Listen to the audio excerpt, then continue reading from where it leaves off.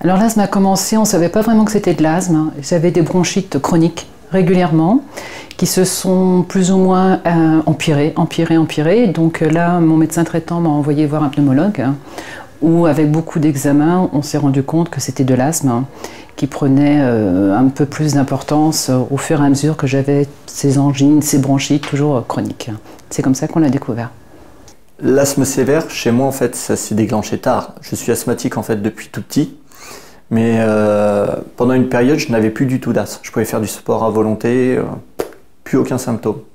À part de petits cachets, rien de bien méchant.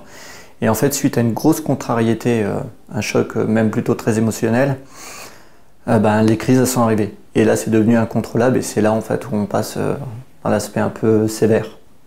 Donc le diagnostic d'asthme sévère est un diagnostic difficile.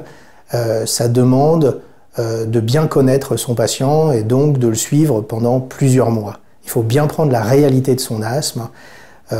On parle d'asthme sévère quand on a un asthme symptomatique, malgré un traitement inhalé à dose maximale. Ce sont des gens qui prennent bien leur traitement, qui ont éliminé tous les facteurs de risque, tous les facteurs aggravants comme le tabac, les allergènes, et qui malgré ça restent très symptomatiques, malgré un traitement qu'ils prennent bien tous les jours.